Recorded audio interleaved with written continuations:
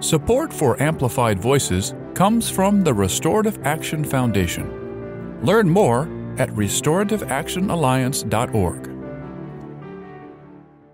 Everyone has a voice, a story to tell. Some are marginalized and muted. What if there were a way to amplify those stories? To have conversations with real people in real communities? A way to help them step into the power of their lived experience. Welcome to Amplified Voices, a podcast lifting the experiences of people and families impacted by the criminal legal system. Together, we can create positive change for everyone. Hello, and welcome to another episode of Amplified Voices. I'm your host, Jason, here with my co-host, Amber. Hello, Amber. Good morning, Jason. And today, Amber, we have a guest. Her name is C. Hello, C. Hi there, y'all. How y'all doing? Doing great. So we're going to ask you the same question that we've been asking all our guests, and that is, could you tell us a little bit about your life before you entered the criminal legal system and what brought you into it? Wow. So my life before the criminal justice system was actually one that was really fraught with trauma and just a really trying life from a very young age. I watched my mother get murdered as a child, about age 6. Oh, wow. And, where did you grow up? I was born in Philadelphia, Pennsylvania, but I was raised in and around Maryland. Okay. Well, 6. So what happened? My mother was in a relationship and she was murdered by him in 1996. My mom was the type of woman that was kind of the black sheep of her family, and she was kind of just trying to forge her own path. Yeah, so when my mom died, I went into the foster care system and I spent pretty much the entirety of my youth in therapeutic environments or one type of institutional setting or a foster home. I've been into a bunch of them. Were you an And it was only just, child? I actually have a half sister, but we were not raised together. We don't actually have never met in person since we were very small children. Wow. So 6 years old, your mother's murdered, which at 6 years old, you can't even process the permanent concept of death is challenging. And then you're in this foster system. That must have been horrible. It was extremely terrible. It was really tough. I didn't have any type of sense of identity or connectivity. There was, most children grow up in homes that are able to provide, hopefully, structure, a sense of identity and continuity with what has come before and what you are going to contribute to, not just the legacy of your family, but what you're going to do with your life, in society. I never had any of that. There was always, my whole life was an experience of disconnection and dislocation. So like when I hear people talk about buzzwords like marginalization or disenfranchisement, I'm like, that's me. That's my picture. Right. I'm so sorry that was sort of the beginning. And when you think about what that looked like for you in terms of a journey, did you find that there were little rays of light here and there with people that you encountered? Or tell us a little bit about what that looked like. I guess that there was, but the really sad thing about my childhood is I was on and this is pretty common knowledge. Like the foster care system and those who are in clinical psychiatry and child psychiatry and whatnot, they tend to overdiagnose these children that often have traumatic backgrounds.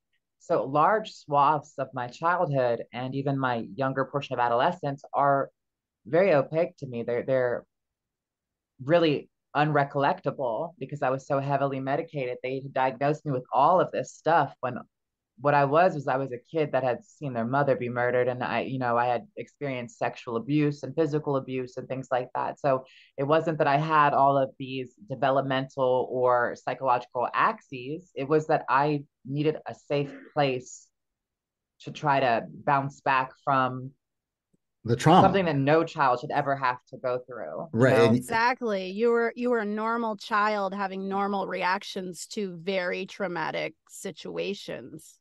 And you never had that safe place, is what you're saying. No, I never have, not once in my life. The crazy thing about it is the amount of time that I have spent in institutional settings actually has drastically been greater than the amount of time that I've spent out of institutional settings. My life has truly, it's been shaped by one aspect of the system or another. I've never known that. So, how do you get from 6 years old and then entering this foster system to, to where you are now? What comes next?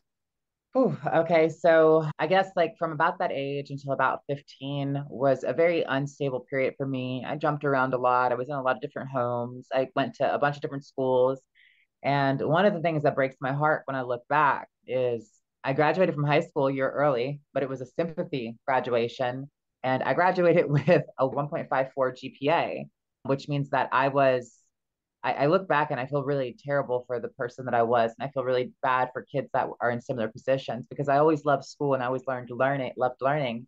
But I found myself struggling for any type of stability whatsoever. So at a very young age, I started kind of getting high and I found myself involved in the sex trade. At 14, I was running away and I was kind of surviving on my own. I just wanted to be away from these people. I wanted to get away from all of the sexual abuse and physical abuse that I had experienced between my childhood up until that point. And there was kind of a desire to autonomize my sexuality. I grew up with a very transactionally related life. Hmm. And I realized that there was going to be a kind of commerce or exchange for these things. I wanted to control them and I wanted them on my own terms. But I also Yeah, had it's this dream that you know, I would turn enough tricks to get money where I could go move somewhere and start over. Nobody would know me and I could have a clean start. So and it's interesting you use the word control because I was thinking that as you were talking that you had no control over your environment or what you were living during those years. So for you to feel that you had some sort of control of what was happening to you and your own life and doing things on your terms must have been very valuable to you at that point. it was. I really wanted to get away. I had this idea that I knew that I was never going to ever find like the perfect parents. I felt like it was too late. So in my mind, I had this fantasy that I would tell myself that I would get enough money that I would be able to move away and start over and I would meet this incredible guy and all my problems would be fixed. And he would, does that kind of story. So you had a lot of dreams that everyone has. You were looking for a life that made you happy Yeah, and autonomy over your body, your surroundings. Like this is what like every human person wants. Would you agree 100%. with that? Yeah, 1000%. Absolutely. I wanted to feel like I was important and I wanted to feel like I had a place and I wanted to feel safe, most importantly. I think that anybody that knows me in my personal life will tell you that, like, my kind of catchphrase is when, like, I talk about my plans for the futures of the three S's: security, stability, safety. So Did you ever get there? I'm still working on it. You're still on the I'm journey. still working on Okay. it. All right. So then what happens? So at about 17 years old. I'm working at a job at Towson Mall in Towson, Maryland. I'm in this independent living program where you have to either work full time or work part time. You have to be doing something, go to school, work, whatever. So I meet these two girls, one from Louisville, Kentucky, one from Panama City Beach, Florida. And they tell me about this great job they have. They get to travel with the warm weather and they sell magazines and music and they get to meet people. And it sounds awesome to a 17-year-old that has really never been anywhere. And these young women are in many ways, what I want to be. So I, like a 17-year-old who's very impulsive, I go back to my little independent living program and I pack up a duffel bag and without knowing these people, I go jump in a big white van and I go on the road for several months. And during this whole time, it is a legitimate business and they are selling magazines and it is mostly like college age kids. But it's also like it's kind of like a sex trade on wheels, is what it is. Almost everybody is hooking up and posting Craigslist ads and using MySpace and Facebook. This is at that juncture where there's a transfer going on from old social media platforms to the newer ones. And I already was familiar with that. So I was like, come on, let's do it.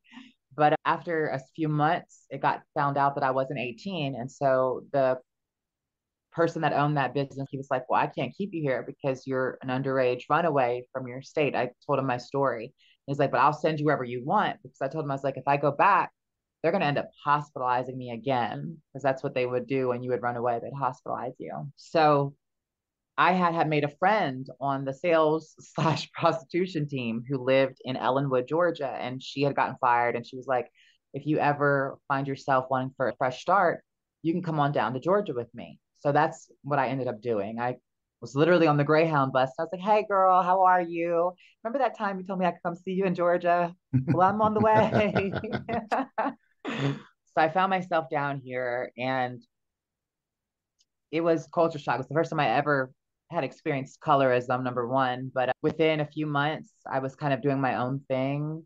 And fast forward like a year later, I caught my first charges, and I got charged with pimping and pandering and sexual exploitation of a minor. Wow. So I just sort of heard a couple of things that I wanted to ask some clarifying questions about. So you referred to experiencing color as number one. Can you explain for people who may not know what that means, what you mean by that? Yeah, so colorism is the idea that inside of the Black community, there is kind of racism or discrimination from darker skinned people to lighter skinned people, or from lighter skinned people to darker skinned people. I'm Afro Latina, so in a lot of ways, I have really curly hair, because but in a lot of ways, I'm very, very light skinned. I'm what they call white passing sometimes. And I had never experienced colorism up north. I had never been teased for the way I talk. I'd never heard people tell me to stop talking white or stop trying to act sedity, is what they call it. I had never been told. I'd never experienced that before. And I believe I had read about it. I believe I'd heard about it, but I never realized it was a real phenomenon until I came down south. And it is definitely real. Okay. And so you talk about you found yourself out of one situation and you traveled to go to another situation. And at this point, you're still 17 years old. Is that right? Yeah. So when I left Maryland, I had just graduated a handful of months before.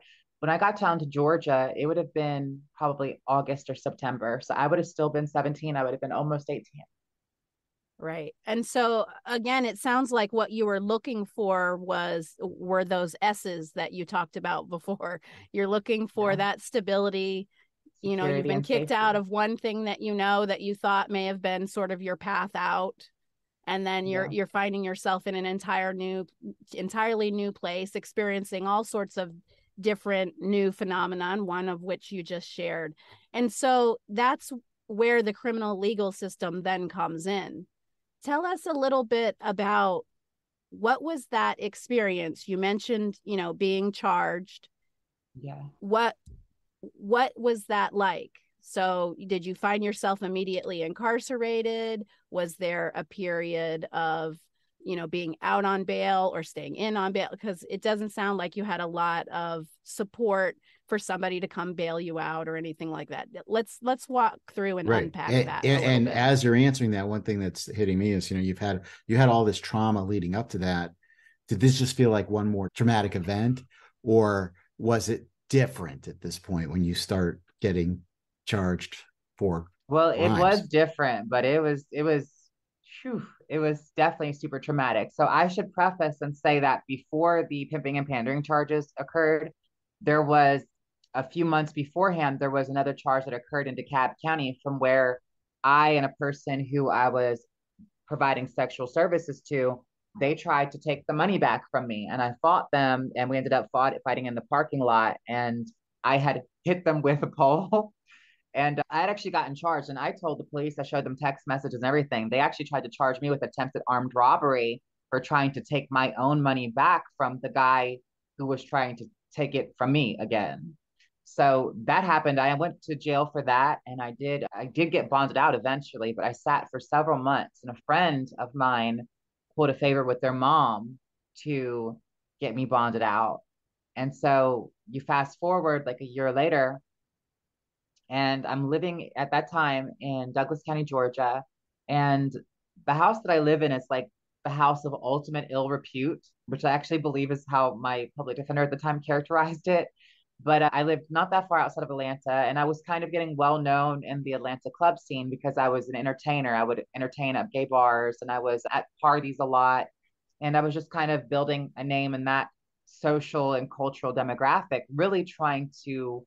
At that time I was trying to go mainstream, is what I called it. Like I was trying to transition into like a public figure of some sort. I was trying to monetize my presence in the community. So everybody that was kind of a part of my close inner circle, we were all just living our lives. A lot of us were disenfranchised or didn't have good family backgrounds, or maybe had parents that didn't accept us. And most of us were getting high, and a lot of us were having like sugar daddies or turning tricks to get by. So when they arrested me, I did not think that what I was doing was wrong. Like I understood that there were laws against it, but to me, it was more of kind of like how the law says malum prohibitum versus malum in se. Like this was something that somebody was trying to tell me was wrong, but it wasn't wrong for me to do these things if it was going to help me survive or get ahead.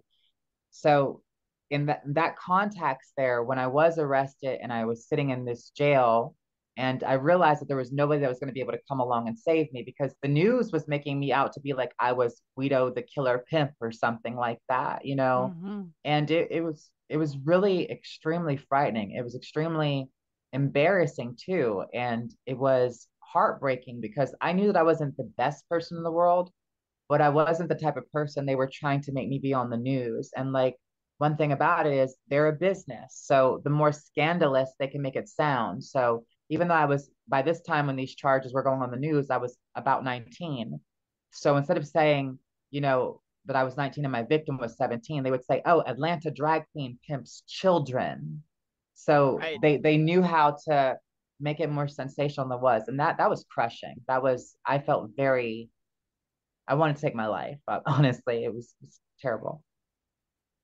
I'm really sorry to hear how those things are characterized. And one of the things that we highlight, and we've talked to a lot of different individuals on the podcast, is sort of the role that media plays in sensationalizing a lot of different things. So on one hand, you know, there is accountability that happens, and individuals who have, you know, done things that they're not proud of in their life are absolutely happy to take accountability for wrongdoing that they've done, but there's no nuance in the conversations, right?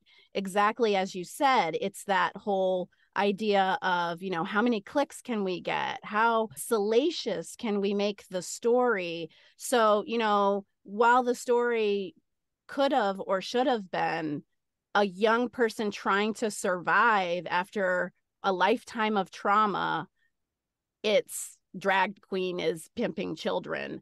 And sort of this idea that, you know, at 19, you're like fully formed, your impulsivity is gone, all of those things. That's another conversation that, you know, we really need to be having in our country about like Right. what we mean when we're talking about criminalization and identities and all of that. So I really appreciate you sharing all of that At any with us. point when you were in the whole foster care system, did anybody say to you, you know, how do we help you? How do we help you heal from, you know, watching your mother being murdered, from, you know, from all that you've been through? Did anybody just say, hey, come over here, we just need to give you a hug and give you some warmth and comfort? Did that ever happen for you?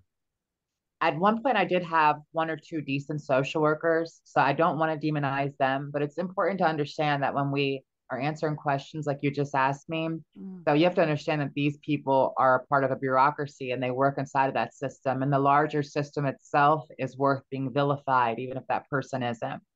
Overall, though, my experience as a youth that was in the foster care system was that this was pretty much your lot. You know, whenever I exhibited what I guess you would call delinquent or just poor behavior as a youth, I was given more medication or I was moved to different facilities that were like disciplinary facilities. That is not the approach. And the way the system is set up now, as law professor and advocate Dr. Daniel Hatcher from University of Baltimore Law School can tell you, the system is set up to be predatory on children. They're more concerned with providing the lowest provision of care they can and then applying for Title 4D and for Title 4E funds from you. I found out later on that my survivor's benefits from my mother's death were subsumed by the state. Mm-hmm. And so I say all this to say that I feel like the state took many, many things from me and in return provided me almost nothing.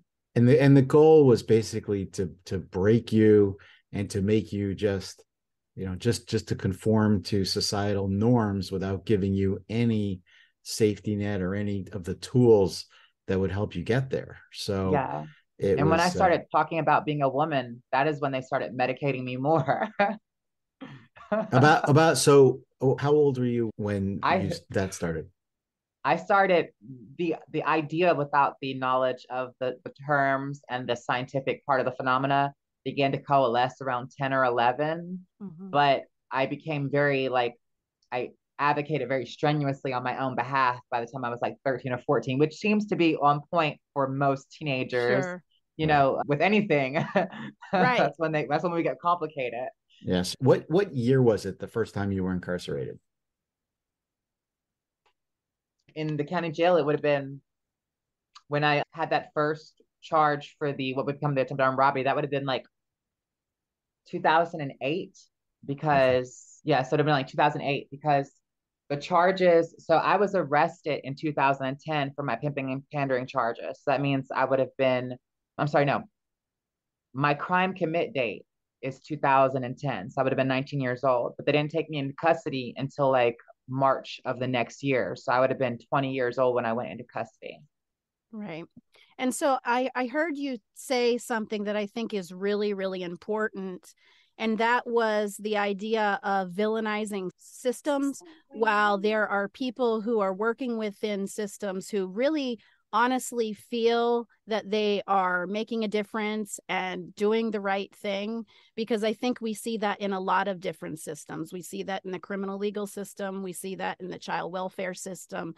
And then the other thing that really sort of triggered for me when you were talking was this idea of so many transitions. So how can you be provided care, right? Any sort of sustained and effective care when you're encountering so many transitions?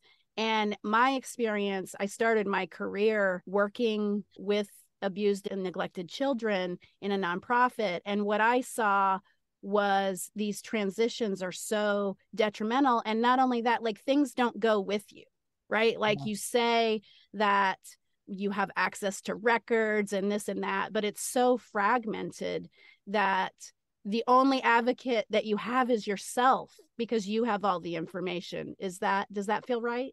Absolutely 1000%. And what I would add to that is actually the system is so pernicious and they're so determined to cover up any wrongdoing on their part that so during my criminal prosecution process, my public defender was able to get some records from my state foster care system to show that I was an abused child, that my mother did, and that I was involved in prostitution from a young age. She got some of those records, but they didn't answer most of her records requests, despite the fact they were my records.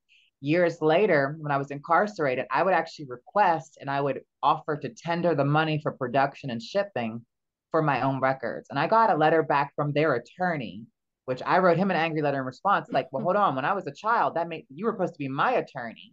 You're supposed to be protecting my interests. But I actually got a letter from their attorney saying that I would have to go seek a court order for my own records. And since then, I've spoken to another attorney who said that was not the correct route. They make it very difficult for you to be able to hold them responsible, and they make it very difficult for you to be able to just look back, like from where I am now, the type of perspective and kind of emotional and intellectual heights that I've gained since my childhood. I am ready to and I want to be able to examine my past and to have things laid bare because I need to have some type of connectivity. And a large portion of my childhood was stolen from me. So is it fair to say that when you were 19 years old and engaging in sex work and you were with a 17-year-old, that you yourself were not operating at an adult level? Oh, 1000%. And that's something that I told the judge. It's like, even though, and now I say that I was wrong because she was 17, but at that time, I even if I would have known that she was 17, which I did not, even if I would have, I wouldn't have thought that what I was doing was because look what I was doing from 13, 14 years old. To Right. me, we were two people that had similar stories where we're trans, because we were both trans girls. She had a not understanding, very conservative and abusive mother. She came from kind of a not low economic, but low middle economic kind of situation. And we just had a lot in common. So to me, this was somebody that we had common themes running through our stories, and we were sisters in kind of this enterprise, and we were getting high out of our mind and having a good time too, you know. So Right. yeah, no, I definitely was a child, and i wish that the system I wish that the system had the honesty and the desire to actually treat problems rather than symptoms, because then maybe instead of getting a 30-year sentence, maybe I would have gotten, something more reasonable. And Yeah. also had the tools to be in a different place and space and all of that in the first place, right? Yeah, 1000. Yes, Yeah. So, I 100%. mean, yeah, the system created you the way you are and then took no responsibility. And instead of saying, hey, things went really off the rails here, we need to help you. We need to help you live a healthy life, and be who you are and help you realize who you are and all of that. They just say, nope, we're going to lock you up. We have to put you away because, and then they start with all the names, like you said, in the media, and they're calling you a predator and they're calling you a groomer now. And they're all those types of things when you're a person who's living your life the way you know how and just trying to survive. I mean, it's not even like I'm trying to get ahead. You're just trying to survive. I would stress that that's actually like 1000% correct, because the reality is, and that's why I wanted to come on this podcast with you and Amber so badly, is because when I pay attention to the political rhetoric that's going on right now, I really see strands that run back. Like it seems like this kind of anti-trans slash groomer sentiment has popped up only within the past few years. But I really, and I know that's a little bit egocentric kind of, but I really see strands running back even to the time period of my prosecution, because, I didn't have a press secretary and the media was at my plea hearing. I've never seen a public defender put together a PowerPoint presentation to defend a client at a plea hearing. I've never seen that. So my public defender, she really did fight for me. And they weren't interested in the fact that this was kind of, in many ways, a co-victimhood, in the sense that we were both Right. victims of our circumstances and our past and just the desperation of the moment, So I really see that there is a desire to vilify and to villainize people who are gender nonconforming or who are queer or who are of a certain racial background, etc. And I can't help but to feel like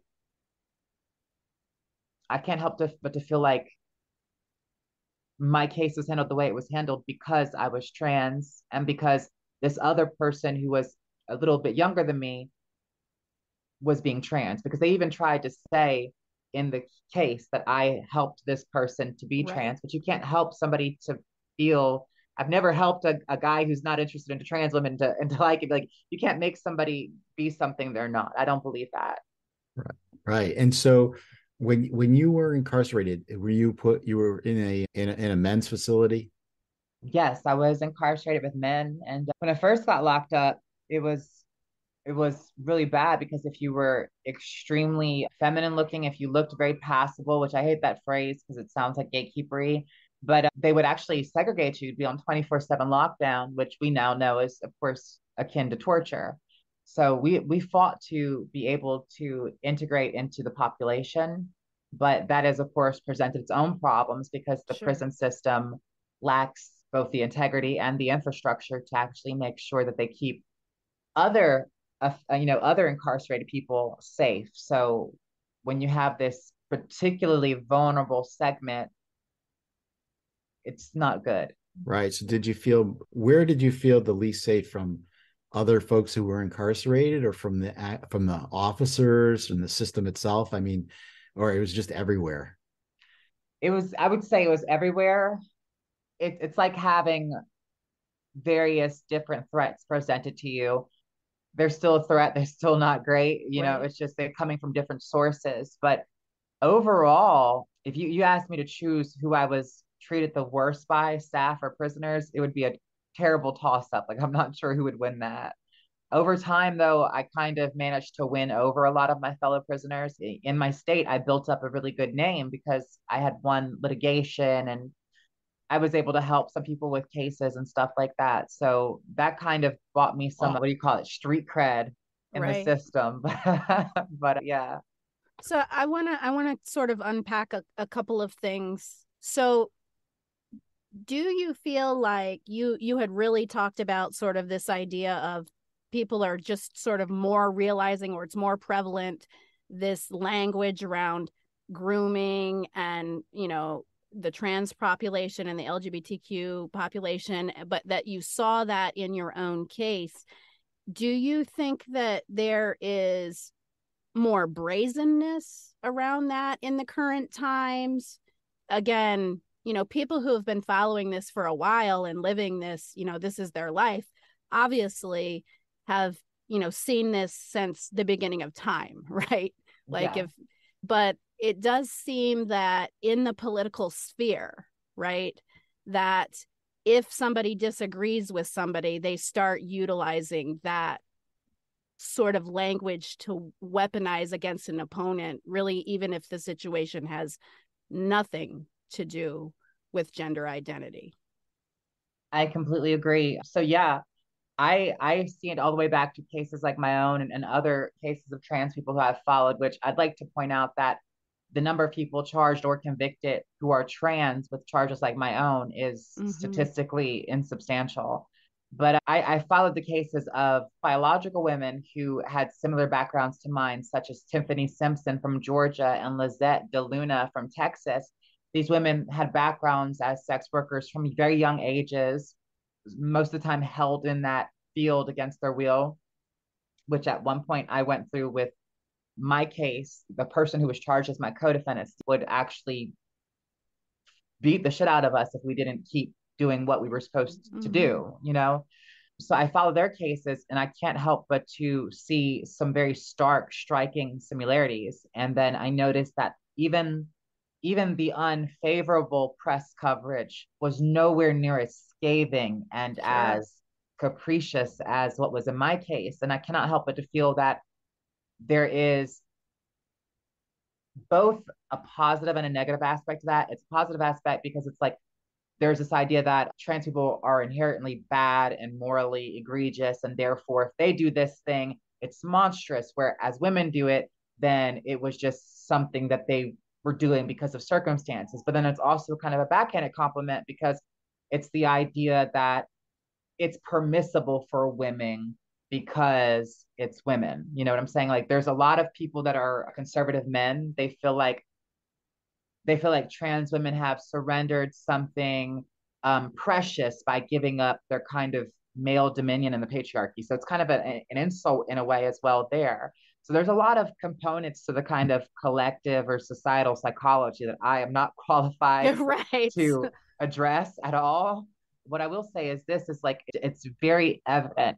And the quickest way to find out, I always say the quickest way to find out what somebody's politics are is just to kind of throw out a little bait out there about the trans issue, because I guarantee you very quickly, if they're conservative, something to do with they love to put the children in front, which is so Right. crazy because I'm sitting here and I'm looking at the conviction rates and I'm looking at the data, and I'm like, all of these right-wing conservative, I'm scratching my head, all these right-wing conservative types are getting these grossly disproportionate conviction rates over here for the same thing that they're accusing these people over here, just because these people, all they want to do is they want children to grow up in a world where they understand that there are different types of people and it's okay to treat everybody okay, you know? Right. So I that kind of blows my mind a little bit. And if I didn't know any better, I would think that the conservative side had a monopoly and they just didn't want, they're worried about it being shaken up.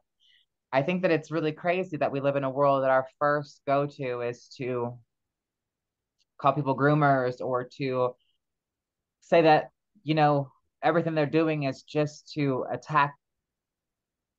I would never ever harm a child. That doesn't matter. What matters is the fact that these people, they want to, the first thing they're going to say is that it's about the children, it's about the children, it's about the children.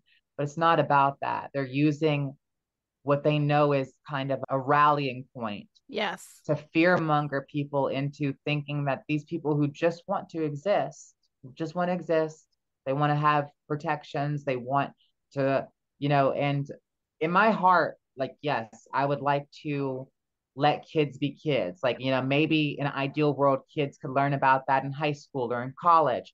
But the problem is you have these people who they will indoctrinate their kids. So when their kids grow up, their kids are not decent people. They're raging bastards. So at that point, it's too late to give them a high school or a college course that says, hey, you can treat all people okay. Like, you don't have to like them, you don't have to agree with them, but you should have some type of, emotional reciprocity of there respect. should be space for everyone. And Absolutely. you don't have to understand it. If somebody tells you this is who I am, that's enough. That's it. Right? You don't have to understand it. So I wanna explore, you mentioned sort of a disproportionate sentencing. Let's talk a little bit about, what that process looked like, sort of the components that were used in sentencing, because you're exactly right. What we see in, the criminal legal system, that gender identity and gender nonconforming people are disproportionately seen as dangerous or bad and sentenced accordingly. So can you speak a little bit about that a little bit more? I call it policy sentencing. And I've written about this and I've talked about it before on other platforms. Policy sentencing is when a judge and a prosecutor, these people have political views that when they sentence this person who's gender nonconforming or queer, trans, what have you, they're sentencing them to the extreme possible, and they're trying to stack up related charges that allow them to run consecutive sentences or multiple long sentences together. The reason why is they're not just punishing that trans or queer or gay person for the current criminal conduct that they're before that court for. They're also trying to remove the likelihood of that person returning to the political into to the social realm. And so I call it policy sentencing because the whole point is to remove people like this for as long as possible from engagement and interaction with society at large. When you do that, you essentially, from the mind of these people, dispose of a problem. Hopefully they die off, but more importantly, their politics and their sentiment and their visibility is decreased. Wow. I mean, like that really gives a lot to think about. And I don't know that I've ever heard it sort of like characterized in that way. And you felt that, didn't you, Amber? I really, like, I felt that to my core because I think that we see it all the time as it it's been happening to Black people. Exactly, as it relates to race, as it relates to outspoken disability advocates, as it relates to all sorts of people who are, saying, I'm here, I have the right to exist just like you. And, I should be treated in an equitable manner. So I really appreciate you explaining that. And I would love to have, access to, something that you've written that we could sort of throw in the podcast notes if it's out there, because I would love to have our viewer or our listeners have access to it as well. And it brings up some questions for me. Like, you went from being, as you described, not a great student, right, and not doing well in school, and to someone who is writing and has some education now. Tell us a little bit. I just graduated with my doctorate. Yeah. So wow, tell us, like, exciting. So tell us how you go from that to, with all the obstacles that have thrown at you, how do you end up being a doctor? So for religious people, God, definitely. But for non-religious people, just getting tired of my own excuses and having really incredible friends and networking with people that believed in me and believed in my vision that I have for what I want to do with the rest of my life and what I want to contribute to this world. But I haven't achieved the three S's yet for myself in their final form, to use a Dragon Ball Z phrase there. But yeah, but prison has actually presented me, scarily enough, the most stability that I've ever had over the last few years, because I've been pretty much stuck in the same places for long term. But so yeah, when I was younger, I was bouncing around a lot and I didn't have any type of really good support system. And I was hurting and I was just being a troublesome kid. So now, for like the last 8 years, I've been able to kind of sit still for the most part. I've transferred, I did some facility transfers or whatever. But while I was incarcerated, I was able to get a large bulk of my academic work done. And I had friends like Castalia Madrano, who's the deputy editor of Filter Magazine, Seshi Blanchard, who is a well-known harm reduction, drug policy journalist, Lyra Foster, who is an incredible transgender rights advocate and attorney out of Atlanta, Georgia, Dr. Benjamin Boyce from Colorado, who is a communications PhD and educator. These people, they became my tribe and they helped me. They really they invested in me. So I got my double bachelor's from Jacksonville Baptist Theological Seminary in historical and theological studies. And then I got a master's from Amherst Theological Seminary in theological and historical studies. And I just graduated with my doctorate from them in theological and historical studies. And because I'm an overachiever, I went back to Blackstone Career Institute and got certified as a paralegal. All right, Love all of so we need to stop for a second. I We can't need even to keep up with it. right. It's like so amazing. We need to stop. We need to absorb what you just told us. We need people who are listening to absorb what you just said, remembering the earlier part of this conversation, where you came from to where you are right now. Mhm. I can't believe it. I have imposter syndrome. I can't believe it. It is remarkable. It is outstanding. And if nobody has said they're proud of you, we're saying it right now. And anybody 100%. who's listening to you says, we are so happy for you to be Thank at you very that much. point in your life. And you should be so proud of yourself for what you've done, and celebrate and take it in. Oh, I you're gonna have make me cry. I have to say, see, I was something you just said, like just so, you're going over like these people that came alongside you. I'm sorry. I'm tearing up myself. I am. Look at me. What I heard you just say is these people invested in me. Yeah, like nobody ever had in my whole life, and I got them one after one. They came into my life within like a 8 year window, and they've been my tribe. I'm grateful for them. And so what I want our listeners to really think about and understand is when you take the time to invest in someone else and see someone, right? That matters. That makes all the difference. So if nobody learns anything from listening to you and your amazing story and seeing you for the amazing person that you are, if they can take that nugget away, that will be something. So thank you so much for sharing all of that. I really appreciate y'all. I mean, I'm really excited to hear, because it seems like you're doing like a lot of really amazing work. You're doing some writing. You've clearly done a lot as far as education is concerned. When you think about mentoring and mentors you've had, talk a little bit about like what that looks like. And because we know that like mentors are important. Yeah. So I think what you just said a moment ago is like 100% spot on. What a mentor essentially is somebody that sees, even if you can't see it, they see past all the murk, they see the potential, they see that faint glimmer of what is most assuredly is gold. So for me, that has been invaluable. I've had people that have really put their time and their energy into me and have coached me to stop being self-destructive and stop being self-sabotaging, but also to, and my friend, she always gets on to me right now about it because, like I said a minute ago, I have imposter syndrome, but to really just realize that you get to ultimately decide the rules of engagement for your life.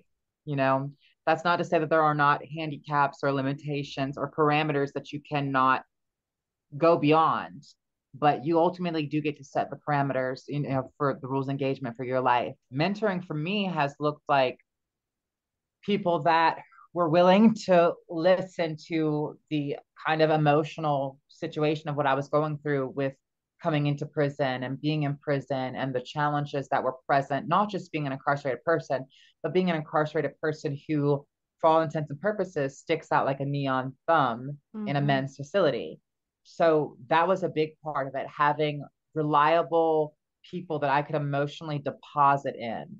And while, you know, ideally a relationship should be equilibrious, I will say that like my friends, my mentors have been incredible people because I'm not able to return to them the same accessibility to deposit their stresses and their heartaches and their worries and their human incidences into me. And I fully plan to make up for all of that. Everybody knows that they have free hugs forever, you know, but it'll make me cry.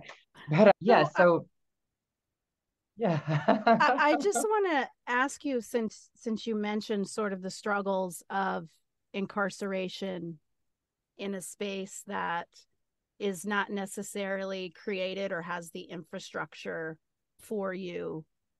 Can you, if, and it's okay if you don't want to talk about it, can you talk a little bit about accessing healthcare within Ooh. a system?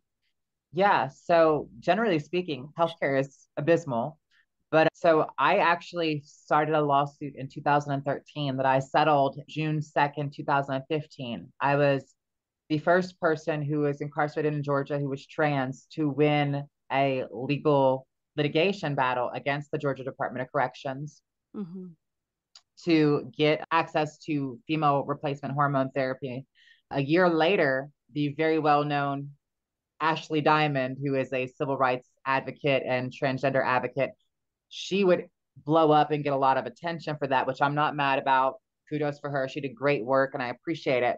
But I was always a little hurt that nobody ever acknowledged that in the open letter that they sent to the GDC, it listed my case. My case was the legal precedents that allowed them to go fight the next step of the battles. But we've collectively, about four of us, we spent years litigating, and there are still a few people who are in the system, and that is a very difficult place to be in, but they are advancing the next stages of essentially fighting policies that are commensurate to the anti-trans policies out in the free non-incarcerated world. Sure. And that's very important to understand, is that prison is a microcosm, kind of a reflection in a way of the outside world. It has its own economy, it has its own rules of etiquette, it has its own pecking system, and of course it has its own social justice issues. And so when we were talking earlier in the larger framework of anti-trans rhetoric, that exists definitely inside of this nation's prison system. So in Georgia, there is still an ongoing battle to advance access to medical care for trans people. But overall, I wish that more prisoners would collectivize to try to bring a bigger suit, because the entire medical system needs to be revamped. The provision of care needs to be revamped. I recently found this out in one of my journalistic investigations. Last year, the governor gave the contract for GDC medical care to a private company called WellPath that had to change its name from Correct Care Solutions because it has such a bad reputation of inmates dying in its care. But while I cannot prove that they were a donor to the governor's campaign, we do think that it's odd that they won out of other companies that have cleaner records and who have actually done more business in the state of Georgia. But what's really interesting is they actually got to kick out a provision of the care they had to provide. They just completely rejected it. They said, no, we're not paying for HIV care. So the thousands of prisoners who are incarcerated in Georgia who need access to literally life-maintaining HIV care, At any given time, the state could essentially say that they don't have to pay for it because they have a medical contractor, but the medical contractor has been permitted to say that they won't provide coverage for it. So Wow. it's messed up. Right. So I do want to just call attention to, first of all, thank you for being willing, because there's a huge risk to being like a plaintiff in a suit, right? Yeah, So definitely. so I just want to like name Understatement. that. Yeah. Like that's a bit of an understatement. So Right. the courage that it took to say no, this is not acceptable and I'm going to, be part of changing it is amazing. I want to mention, because we are in Connecticut, we actually have a situation here in our state where there is a pending case with the ACLU of Connecticut, who is fighting for a client to receive gender affirming care within DOC. It's been going on for such a long time. And what is so astounding is we have elected officials in our state, including our attorney general, who is very pro LGBTQ, goes to events and rallies and speaks on the issues and all of this, yet is fiercely and still defending, based on very anti-trans arguments, denying this person care within the DOC. So your comments around it's sort of like prison being a microcosm. One of the things when we talk about these cases is people try to make them cases about trans rights, which they are. But these are human rights. These are human rights. People try to make it about it's a prison case. It's not a prison case. It's not a trans rights case. It's a human rights case. It doesn't matter whether you're in the community, whether you're, behind the walls. People should have access to health care. And so thank you for really explaining and walking us through that. You're welcome. I think that it was the case of Turner versus Safely. The Supreme Court said that prison bars do not keep prisoners from the protections of the Constitution.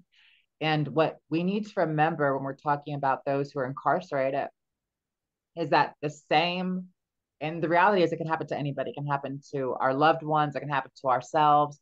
The reality is what we're willing to allow to happen to another person is what we're ultimately saying we're willing to allow to happen to ourselves if our circumstances were different. And the policies that we stand by or we acquiesce to by our failure to object, those actually say a lot more about who we are as an individual, as a culture, and as a nation than anything else does. You might think that you define yourself or sum yourself up by what you wear, what you drive, or who you voted for, or that you recycle. Those things matter. They are components. But in reality, the structures that we shape, the policies that we stand by that dictate the societal structure, that speaks volumes. And so when it comes to the prison issues, those are particularly important because it reflects upon the people that, if anything, most need us to be they need us to be our most merciful, most compassionate, and most reasonable selves. The fact that they may or may not have committed a wrong in the past should not remove them from the realm of human rights and the access to important things like medical care. I wish people could see me because I'm like raising the roof, like, I don't know, snapping, raising the roof. Like I like, like whatever you call it, every emoji there is, I'm throwing it out there. I just picture Amber. I just picture somebody right now, like on their treadmill, listening to the podcast. It's like we've covered everything so far, from race to early trauma to incarceration to turning things around and getting an education to healthcare in the prisons to oh my God, your story, is more modern culture all wrapped in one, right? So I mean, it touches on every major issue. Amber, what were you going to say? So I think that, we are coming sort of to the end of our conversation, and we want to make sure that if there is some component of your story that you feel is like super important and we haven't covered yet, that you feel is like really important to sort of get out into the world, want to just give you an opportunity to have some space to say more. I know we kind of talked on it a little bit, but I have never really had a chance to really address it, you know. And some of the stories that I've published sharing my experiences, they always say don't read the comments, but I can't help it. I read the Right. comments. And I've noticed that, and of course there's some minds you can never change, but I told myself that every opportunity I get, I would kind of drive this home. And it's that whenever we hear a new fact or we hear a new argument, we're always willing, even if it resonates with us, we always create this little smidgen of doubt. We always leave this little room for doubt so that we can be hopefully corrected or that we can modify our view to be the most accurate.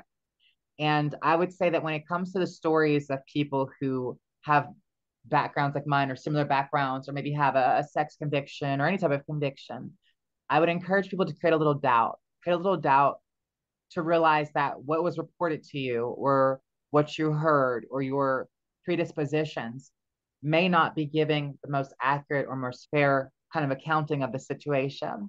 Because one of the things that I find myself raging against every day, and it sucks because I know I can't really change it, is the reality that there's going to always be some people that feel like I'm a predator or that I, did this terrible thing. And I can't do anything about that. But I do wish that maybe over time with my story and with, just encouraging people to think, stop seeing people as so one dimensional, that they're just this one moment, this one transaction, because there's a lot more to it. There's a lot more to it. And we really need to give people grace to come back from their worst moments as a human being. Okay. Absolutely. For sure. I love that. And I think that you are highlighting once again sort of this idea of the polarization and the exceptionalism and the salaciousness with which media, and not just media, there are, policymakers and media and people who have platforms and power assign this exceptionalism to anything having to do with sexual offenses, violent offenses, certain types of people. And it's our responsibility when we're talking about being responsible members of society, right? To create those questions in our head to see the humanity. One thing I thought that was interesting, a little bit different, is that when you showed up on Twitter, you went from like 0 followers to thousands, like overnight. I mean, I don't know exactly what happened, but it seems like you touched a nerve. I mean, what are your thoughts on Twitter at this moment? First of all, I would like to say that I love Twitter. I think I have a problem. Like, I need an intervention. You're my spirit animal. Mine too. Me too. I have a problem, but Elon Musk, the sooner he gets out the picture, I feel like my marriage with Twitter can get over its rocky parts. But I recently told my friend, I was like, I don't even need a man. I have Twitter. But so I think that what it is I do have a very unique story. And I think that it allows a lot of people who have been on the fence or maybe who are just of a mindset that can be persuadable. It allows me to kind of wedge in and create space for them to mentally operate differently. Like, see, not in first of all, I don't want to say that any sex offender is bad, period. But I do try to get them to see like there are shades to people's stories. And I think that the way that I have covered the experiences of people who are incarcerated and I've provided, you know, amplified narratives to go on amplified voices about these people's experiences. And I'm just trying to get them to understand that if you want to hold the government responsible in this area, then why not in this area? I think that all of those things kind of, but it's also, I think that my content on Twitter is like you get a little bit of comedy. Like I had one tweet that went viral about like, shout out to all the straight guys who follow me because they think I'm kind of hot. And then they realize I'm trans. I post little funny stuff like that. And that gets me followers. One day I might post theology and history. And then the next day I'll post something about sex workers' rights and criminal justice. So I think it's a little bit of everything. But also, I think that I really make the effort to connect with my followers. I don't see them as my followers, I see them as my community.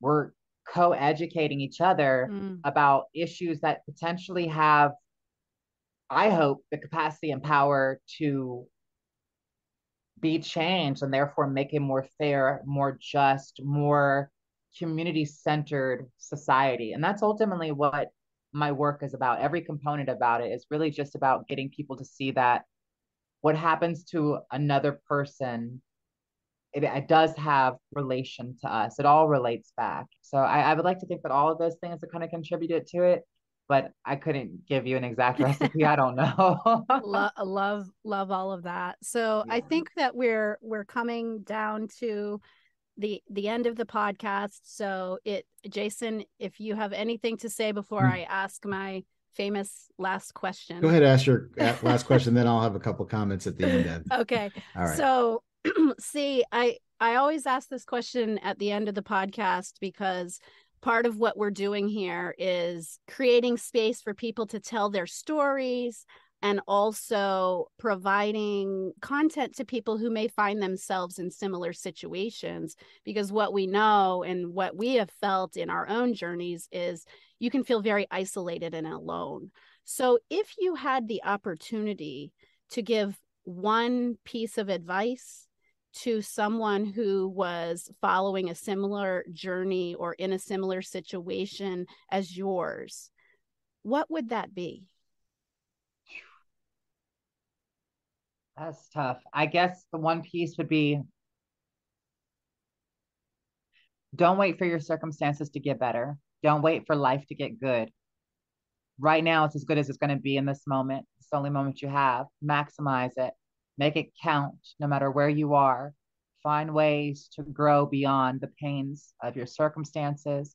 Find ways to thrive because nobody is going to give you the high road. You have to build it yourself.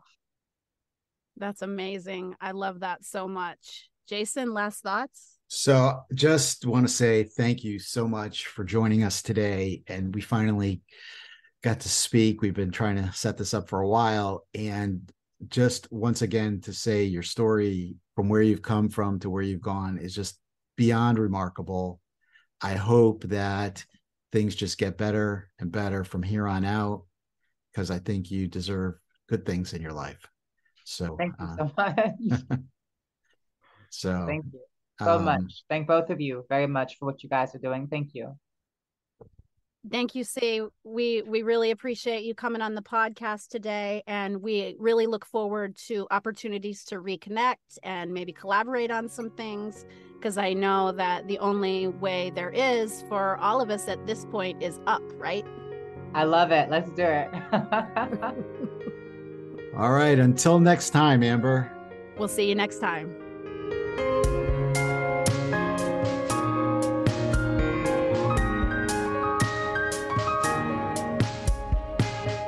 You've been listening to Amplified Voices, a podcast lifting the experiences of people and families impacted by the criminal legal system.